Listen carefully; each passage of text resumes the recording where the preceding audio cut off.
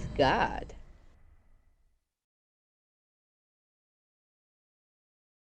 Oh math god guys, welcome to another video. In today's video we're going to be studying the law of sines, and we're going to be solving a problem which is basically a given triangle in which they already give us the value of two of the angles and one side, and we have to find the rest by using the law of the sines. So let's begin. Okay guys, so in this case they give us the problem on the right, the figure on the right. So we have one angle, one side, and another angle. So we have angle, side angle, angle, side angle. So people commonly refer this as the case ASA, right? Angle, side angle. And then they're asking us to find the missing values. We have to remember that whenever we have the ASA case, we can use the law of the sines in order to get the rest. So we have to remember that it's going to be A, side A, divided by the sine of its opposite angle. So A divided by sine of A.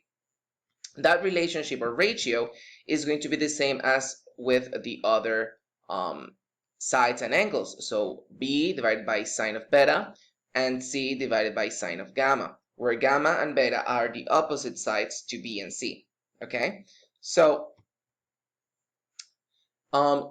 having that into account, considering that, we can use the given proportion or the given ratio that we already have. So we have 35 degrees and we have 15 degrees. So we're missing one of the other angles. We have gamma. Because of the triangle angle sum theorem, I know that the sum of the three angles is going to be 180. So if I want to get the missing angle, I just have to subtract from 180. So gamma is going to be equal to 180 minus 35 degrees minus 15 degrees, right? And in that case, that is going to give us a value of 130 degrees, right? Now we have all the angles, and I just have to find the two missing sides. So again, I'm given that the sine of 130, I can get that, and I have the opposite side of that, which is 5. So I know that 5, right, divided by the sine of its opposite angle, so 5 divided by sine of 130, applying the law of sines here, is going to be equal to side A divided by its opposite side, so sine of 35, right? Again, if we want to solve for A, this sine of 35 is going to pass to the other side, right, multiplying.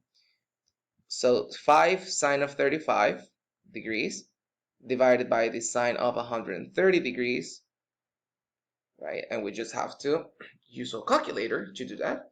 So 5 times sine of 35 divided by the sine of 130, and that is going to give us a value of 3,74. Okay, we do this same thing, guys, using the law of sines with the other side. So we know that B, right, the opposite angle to B is 15. So we know that B divided by sine of 15 degrees is equal to, and then we can use any of the other sides. I'm going to use the ones that were given. It's equal to 5 divided by the sine of the opposite angle to 5, which is in this case again 130. And we just have to solve for B. So the sine of 15 is dividing, so I'm going to move it to the other side, multiplying. So 5 sine of 15 divided by the sine of 130, and that is going to give me the value of the side that I'm missing, and that is going to give me a value of 1,69. So again, guys, we're given two angles, we get the third angle, and now with the ratio of the side and angle that we have, we get the two missing sides using the law of the sines. And that's pretty much it for today, guys. So see you guys tomorrow. Bye bye. Check out these other videos to improve your math skills, and make sure you click that subscribe button to make the community grow. Follow ohmathgad in its social media accounts, drop a like, a comment below, and see you on the next one. Bye!